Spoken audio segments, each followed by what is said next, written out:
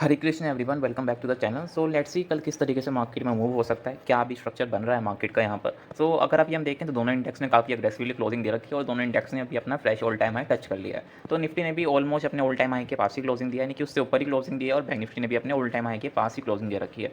सो अगर अभी हम देखें मार्केट के अंदर हो क्या रहा है, बेसिकली अगर आप देखोगे मेरा 4 आवर का टाइम फ्रेम ओपन है, तो मार्केट क्या कर रहा है, मार्केट आपका हर एक स्विंग की लिक्विडिटी कैप्चर कर रहा है और वहाँ से मूव कर रहा है। अगर आप ध्यान से मार्केट का स्ट्रक्चर देखोगे तो अभी तक स्ट्रक्चर शिफ्ट नहीं हुआ है। ठीक है, एक चीज़ जो हमें देखनी है मार्केट के अंदर कंटिन्यूस बेसिस पे कि जो स्ट्रक्चर है वो शिफ्ट हो रहा है या नहीं हो रहा। अगर अभी भी आप देखो तो जो स्ट्रक्चर है वो शिफ्ट नहीं हो पा रहा है, यानी कि जो स्ट्रक्चर है मार्केट के अंदर अभी स्ट्रक्चर बुलिश है, वो बियरिश के अंदर शिफ्ट नहीं हो पा रहा है। बार बार मार्केट बियरिश में जाने की बजाय लिक्विडिटी लेके मूव कर रहा है, यानी कि जो आपकी स्विंग्स क्रिएट हो रहे हैं वहाँ पर मार्केट ट्रेंड चेंज नहीं कर पा रहा है, लिक्विडिटी लेके मूव कर रहा है। ठीक है, बिकॉज मार्केट में यहाँ पर काफ़ी ज़्यादा लोग अग्रेसिवली यहाँ पर मार्केट में शॉर्ट पोजीशन क्रिएट करने की कोशिश कर रहे हैं। क्यों ऐसा इसलिए हो रहा है, बिकॉज मार्केट एक ऐसी सिचुएशन में आ चुका है जो एक ओवरबॉट सिचुएशन है। तो यहाँ पर बाय करना लोगों के लिए थोड़ा सा कम एक्सपोजर के साथ काम होता है। इसकी वजह से मार्केट में यहाँ पर जो बाइंग पोजीशन है वो ज़्यादा अग्रेसिवली क्रिएट नहीं कर पा रहे रिटेलर, वो एक नेगेटिविटी के लिए प्लान कर रहे हैं। क्यों, बिकॉज यहाँ पर मार्केट में करेक्शन की वो उम्मीद करते हुए जा रहे हैं। ठीक है, अब मार्केट भी यहाँ पर विदाउट एसएल मूव नहीं कर सकता, इसलिए मार्केट भी उन्हें यहाँ पर एंट्री करने का मौका दे रहा है डाउन साइड का। यानी कि आप देखोगे मार्केट ऐसा नहीं कि वन साइड मूव कर रहा है, मार्केट आपको बीच में छोटी छोटी करेक्शन दे रहा है। क्यों, बिकॉज वो छोटी करेक्शन में वो लोग एंटर कर जाए शॉर्ट करने के लिए, वो रिवर्सल के लिए वो प्लान कर जाए वहाँ पर, जिससे मार्केट को डाउन साइड में एसएल मिल जाए, फिर मार्केट वन साइड मूव कर सके ऊपर साइड। तो मार्केट उन्हें बार बार एंट्री तो करवा रहा है बट इमीडिएटली एसएल भी काट रहा है उनका। क्यों, बिकॉज मार्केट अगर वन साइड मूव करेगा तो एसएल बहुत सारे डाउन साइड पड़े होंगे, तो मार्केट इनके एसएल काटने के नीचे आता है और यहाँ पर फ्रेश शॉर्ट जो है वो एक्टिवेट हो जाती हैं।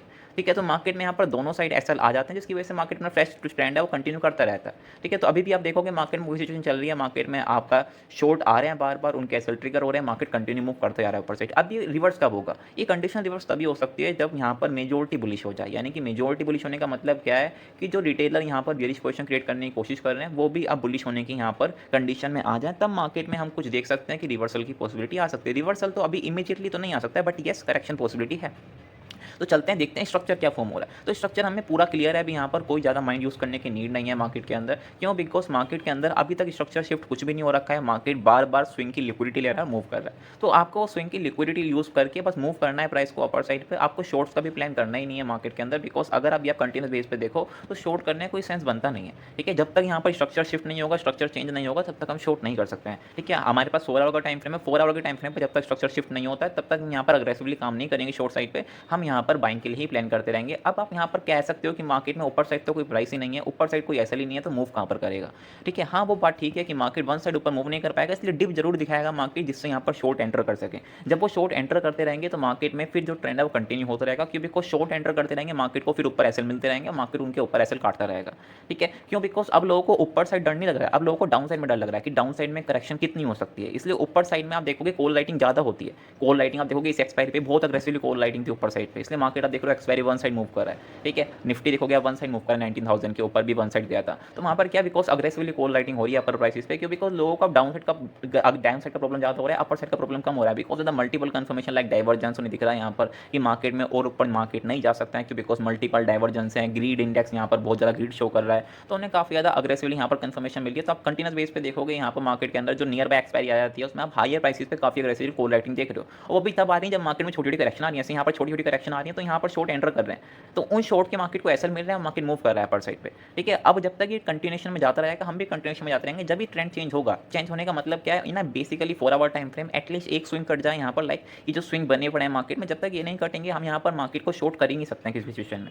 ठीक है, अब चलते हैं पर थोड़े टाइम फ्रेम में और प्लान करते हैं कि किस तरीके से कल को प्लान कर सकते हैं और कुछ अगले वाले वीकेंड के लिए प्लान कर सकते हैं, कुछ अगले वाले सेशन के लिए प्लान कर सकते हैं। तो अगर आप ये बैंक निफ्टी को देखें तो अराउंड इसने ऑल टाइम हाई की जो लिक्विडिटी है वो थोड़ी सी यहाँ पर स्वीप लिया, यानी कि स्वीप कर रहा है यहाँ पर छोटा सा यहाँ पर, बट इसके भी यहाँ पर मार्केट को शॉर्ट करना वैलिड नहीं है, because just a normal sweep. ठीक है, अगर मार्केट इसके ऊपर ट्रेड करना वापस स्टार्ट करे तो ये इनवैलिड हो जाएगा यहाँ पर, और यहाँ पर कोई एंट्री ऐसा भी इमीडिएटली शॉर्ट की बनती नहीं है। ऑल तो यहाँ पर एक छोटा मोटा स्कैल्प होता है शॉर्ट का, यहाँ पर अगर आपको स्वीप मिलता है ऊपर प्राइस पे वो आप कर सकते हैं। सबको दिखोगे यहाँ पर स्वीप मिला, एक छोटा सा सडनली डिप मिला वहाँ पर मार्केट को आपको, तो वो स्कैल्पिंग के लिए यूज होता है, वो आप मेजोरिटी ट्रेड में प्लान नहीं कर सकते। तो यहाँ पर अभी हम क्या प्लान कर सकते हैं, 44,500 अब एक क्रूशियल प्राइस हो चुका है यहाँ पर बहुत ज़्यादा। क्यों, बिकॉज यहाँ पर अभी मार्केट को एक लिक्विडिटी मिली है, मार्केट ने एक स्वीप लिया यहाँ से, तो मार्केट में अगर एक भी क्लोजिंग 15 मिनट की इसके ऊपर आ जाती है तो एटलीस्ट मार्केट 44,700 800 मूव करेगा ऊपर साइड पे। अगर आप मेरे से पूछो कि डायरेक्टली ऊपर साइड में क्या एक प्राइस है जहाँ तक मार्केट मूव कर सकता है, अगर आप 4 आवर के टाइम फ्रेम पे या फिर डेली टाइम फ्रेम पे देखोगे तो मार्केट में एक बड़ी रेंज फॉर्म हो रखी है, तो उस रेंज का आप बस शिफ्ट कर दो अपर साइड में, सिंपल वो आपका टारगेट बन जाएगा। जैसे आप देखोगे यहाँ पर एक ही रेंज बनी पड़ी है इंडेक्स के अंदर, बैंक निफ्टी के अंदर, स्टिल ये रेंज ब्रेक नहीं हुई है, तो रेंज के ऊपर क्लोजिंग आते ही रेंज ऊपर साइड में शिफ्ट हो जाएगी। तो रेंज कितने पॉइंट की है? ऑलमोस्ट 1000 पॉइंट की रेंज है, तो इससे यहाँ पर थोड़ा टाइम स्पेंड करना पड़ेगा इस रेंज को ब्रेक करने में। वन साइड ये ब्रेक होगी रेंज यहाँ पर तो प्रॉब्लम क्रिएट होगी, फिर ये लिक्विडिटी के अंदर चला जाएगा और यहाँ से मार्केट इस लिक्विडिटी को कैप्चर करके नीचे आ जाएगा। तो यहाँ पर थोड़ा सा हो सकता है कल टाइम स्पेंड करे और फिर मूव कर जाए ऊपर साइड पे, तो वो बेटर पॉसिबिलिटी है मार्केट को ऊपर मूव करने के लिए। अगर वन साइड मूव करता है, लाइक ओपनिंग करते ही मूव करने लग जाता है, तो वो थोड़ा सा पॉसिबिलिटी कम है, मार्केट फिर मूव करवाएगा अपर साइड पे। ठीक है, तो यहाँ पर चलते हैं, छोटे टाइम फ्रेम समझने की कोशिश करते हैं। अगर 44,500 के ऊपर एक क्लोजिंग आती है 15 मिनट की, तो उसी का लो का ऐसे मेंटेन करके आप इसे कंटिन्यूशन प्लान कर सकते हो यहाँ पर। ठीक है, कंडीशन क्या है यहाँ पर? थोड़ा सा मार्केट यहाँ पर टाइम स्पेंड कर ले, लाइक 15-20 मिनट मार्केट में यहाँ पर एक दो क्लोजिंग आ जाए यहाँ पर मार्केट के अंदर, फिर आप कंटिन्यूशन प्लान कर सकते हो। बट अगर मार्केट में कल कोई गैप डाउन हो जाए या फिर गैप अप हो जाए, तो स्टिल आपको थोड़ा सा अवॉइड करना है, बिकॉज गैप अप के अंदर हो सकता है कंटिन्यू हो जाए, तो बट आपको वहाँ पर छोटी सी डिप चाहिए, उसे भी वहाँ पर लॉन्ग करने के लिए। जैसे आप निफ्टी में देखोगे, अगर देखोगे आप, तो एक्सपायरी पे गैप अप हुआ था, छोटी सी डिप आई, उसे आप यूज़ कर सकते हो, लाइक जैसे इसका हाई के ऊपर एक सस्टेन होता है, आप इसे भी कंटिन्यूशन प्लान कर सकते हो अपर साइड, बिकॉज ये ट्रेंडिंग हो सकता है फिर। ठीक है, बिकॉज जनरली जब मार्केट में ब्रेकआउट होना होता है तो वो गैप अप के अंदर हो जाता है। ठीक है, तो अगर ये गैप अप के अंदर ब्रेकआउट हो रहा है तो मेक श्योर ये सस्टेन होना चाहिए। जैसे आप देखोगे निफ्टी के अंदर ब्रेकआउट हुआ था, गैप अप के अंदर हुआ था, तो वहाँ पर वो क्या है, ब्रेक अवे गैप है, तो वहाँ पर जनरली क्या होना चाहिए, मार्केट जो गैप अप कर रहा है उसके ऊपर ही मार्केट सस्टेन रहा है, यानी कि जो गैप अप का प्राइस है वहाँ सपोर्ट ले, और फिर जब इसके ऊपर मूव करना स्टार्ट करेगा तो आप इसे प्लान कर सकते हो। ऑल्दो अगर आपको यहाँ पर कोई स्वीप मिल रहा है, कोई लिक्विडिटी मिल रही है, तो लो प्राइस पे भी आप एंट्री कर सकते हो। जैसे निफ्टी के अंदर आपको लो प्राइस पे लिक्विडिटी मिली थी, तो वहाँ से वन साइड मूव होना आपको मिलना स्टार्ट हो गया था। तो सेम कंडीशन भी यहाँ पर भी है, अगर गैप अप होता है तो आप ये कंडीशन को यहाँ पर इंप्लीमेंट करने की कोशिश करोगे। अगर यहाँ पर गैप डाउन होता है तो स्टिल हम यहाँ पर छोटी सी डिप का प्लान करेंगे, अराउंड 44,000 तक कोई डिप मिल जाए तो फिर यहाँ पर अग्रेसिवली उसे बाय करने की कोशिश करेंगे। इसी टारगेट्स के लिए 44,500 के लिए, इन सब के लिए प्लान करेंगे, बिकॉज अभी भी यहाँ पर कोई साइन नहीं है जिसके बिहार पे यहाँ पर हम शॉर्ट करने की प्लानिंग कर सकें। हाँ, अगर 43,800 700 के नीचे सस्टेन करना स्टार्ट करता है, लाइक गैप डाउन खुले और वन साइड डिप लगा के यहाँ पर हमें एंट्री, यानी कि कोई कंफर्मेशन ना दे यहाँ पर हमें, विदाउट कंफर्मेशन हम यहाँ पर एंट्री नहीं करेंगे, हमें यहाँ पर डिप मिले और यहाँ पर कोई कंफर्मेशन मिले तब यहाँ पर हम इसे लॉन्ग कर सकते हैं इस प्राइस के आसपास। अदरवाइज अगर एग्जांपल लेते हैं कि गैप डाउन खुलता है, वन साइड तोड़ के इसे डाउन साइड में आ जाता है, हमें कोई एंट्री नहीं मिलती है लॉन्ग करने की, तो हम इसे एक ही कंडीशन में शॉर्ट के लिए प्लान कर सकते हैं। अगर 40,800 या फिर 700 के नीचे सस्टेन करता है, यानी कि 15-20 में सस्टेन करता है उसके नीचे, तो फिर यहाँ पर एक प्लानिंग हो सकती है शॉर्ट करने की, बिकॉज फिर यहाँ पर मार्केट के अंदर थोड़ा एक ट्रैप क्रिएट हो जाएगा और मार्केट को काफी अग्रेसिवली ऐसे मिल जाएंगे डाउन साइड में, तो फिर वन साइड मूव हो सकता है वो डाउन साइड के अंदर, तब हम प्लान कर सकते हैं। अदरवाइज यहाँ पर शॉर्ट करने का जरा सा भी कोई सेंस नहीं है मार्केट को अभी। ठीक है, बाकी हम लाइव मार्केट में देखने की कोशिश करें कि किस तरीके से कंडीशन बन रही है। ठीक है, तो आपको यूज करनी है डिप्स अभी बाय करने के लिए, कोई मेजोरिटी शॉर्ट पोजीशन बिल्ड नहीं करनी है मार्केट के अंदर जब तक आपको कोई कंडीशन ना मिल जाए। ठीक है, अगर फ्लैट ओपनिंग होती है, ये जो रेंज बनी हुई है इसके अंदर थोड़ा टाइम स्पेंड हो जाए, टाइम स्पेंड होने के बाद 44,500 के ऊपर सस्टेन करते ही मूव करना स्टार्ट कर देगा, 44,700 800 इन सब के लिए मूव करना स्टार्ट कर देगा ये। ठीक है, ये छोटी सी रेंज है 44,500 से लेकर 250 यानी कि ऑलमोस्ट 250 पॉइंट की रेंज है, तो इसके अंदर ही मूव कर रहा है प्राइस। इसके बाहर या मेजर पोजीशन बना सकते हो, इसके अंदर आप मेजर पोजीशन थोड़ा सा अवॉइड करना। ये जो 44,250 का प्राइस है, ये कोई एक ऐसा डिमांड नहीं है जिसके नीचे आप अग्रेसिवली शॉर्ट करना स्टार्ट करोगे। इसके नीचे अगर कोई लिक्विडिटी मिलती है तो उसे भी आप लॉन्ग करने की कोशिश कर सकते हो। जैसे एग्जांपल लेते हो कि मार्केट में फ्लैट ओपनिंग होती है, सडनली डिप लगाते हैं 44,250 के नीचे सडनली ब्रेक हो जाता है प्राइस और वापस रिजेक्शन लेके मार्केट ऊपर आया, तो वो लिक्विडिटी है। तो क्या करा मार्केट, जब वापस रिजेक्शन लेके ऊपर आया तो एक छोटे से पुल बैक के बाद आप इसे इसके हाई के ऊपर लॉन्ग करना स्टार्ट करोगे सेम टारगेट्स के लिए ऊपर साइड पे। ठीक है, तो ये सिंपल बैंक निफ्टी का प्लान है। अगर कुछ अगेंस्ट जाता है, यानी कि कोई बहुत ही ज़्यादा बड़ा गैप अप हो रहा है, फिर बहुत ही बड़ा गैप डाउन हो रहा है, तो वहाँ पर आपको फिर फ्रेश स्ट्रक्चर देखना पड़ेगा, वो स्ट्रक्चर बन क्या रहा है वहाँ पर। ठीक है, बिकॉज अभी हम यही स्ट्रक्चर प्लान कर रहे हैं कि नियर बाय ओपनिंग हो, उसके अकॉर्डिंग यहाँ पर स्ट्रक्चर को प्लान कर रहे हैं। अगर निफ्टी के अंदर देखें तो निफ्टी के अंदर स्ट्रॉन्ग क्लोजिंग आ रखी है बहुत aggressively, almost all time high की, बिकॉज हम बार बार यही चीज रिपीट कर रहे हैं कि ऑलमोस्ट जो ऑल टाइम हाई था वहाँ पर क्या आपके इक्वल हाई थे।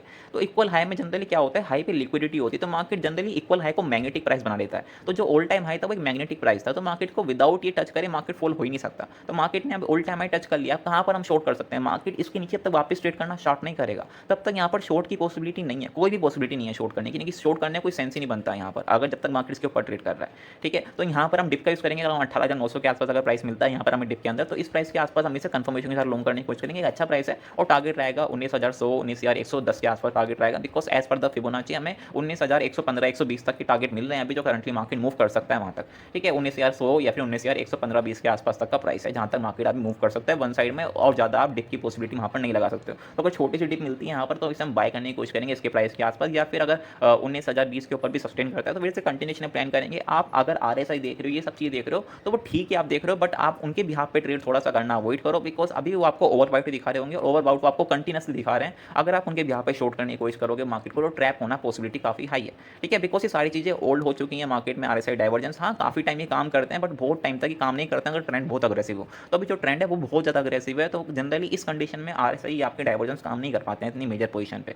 ठीक है, तो जनरली अभी 19 या 20 के ऊपर सस्टेन करता है प्राइस, तो इसे छोटे से ऐसा लगा हमें मिलता है 10-12 पॉइंट का, तो उसके साथ हम ट्रेड करेंगे। अपर साइड में मेजोरिटी 19,100 19,120 तक का टारगेट लेकर यहाँ पर हम इसे प्लान करेंगे। फिर छोटी सी डिप मिल जाए 19,900 18,900 तक की, तो यहाँ पर एक अच्छी पोजीशन बिल्ड हो सकती है। जनरली अच्छी पोजीशन कौन सी होगी? 18,900 वाली, बिकॉज यहाँ पर एसएल काफी माइनर होगा और एक अच्छे टारगेट्स में मिल जाएंगे ऊपर साइड के लिए, और मार्केट में जो एक छोटी सी डिप है वो भी आ जाएगी। ठीक है, तो लेट्स सी मार्केट में यहाँ पर ओपनिंग कहाँ पर होती है। अगर ओपनिंग ही बहुत बड़ी होती है तो अगेन फ्राइडे एक चोपिंग में चला जाएगा और मार्केट में कोई मूव नहीं आ पाएगा। अगर बहुत बड़ा गैप डाउन होता है तो वहाँ पर भी हमें प्राइस को देखना पड़ेगा, बिकॉज अभी हम प्लानिंग कर रहे हैं फ्लैट ओपनिंग या फिर नियर बाय ओपनिंग की, इसकी अकॉर्डिंग हम स्ट्रक्चर को प्लान कर रहे हैं। ठीक है, बाकी आप देखोगे तो इंडिया विक्स में कोई ज़्यादा स्पेशल चीज़ नहीं है और कोई वर्ल्ड मार्केट में भी कोई स्पेशल चीज़ है नहीं है। मार्केट स्टेबल है all over the world, because मैं बार बार रिपीट कर रहा हूँ, अभी कोई नेगेटिविटी है नहीं, स्टेबल मार्केट है। तो स्टेबल मार्केट में आप शॉर्ट करने की प्लानिंग नहीं कर सकते, बिकॉज वो ट्रैप है आपके लिए। ठीक है, तो अभी बाकी देखते हैं हम कि ओपनिंग कहाँ पर होती है, उसके अकॉर्डिंग हमें मेजर पोजीशन क्रिएट करनी होंगी यहाँ पर। ठीक है, थैंक यू। इफ आपको वीडियो अच्छी लगी हो तो लाइक एंड शेयर जरूर करें। Thank you so much.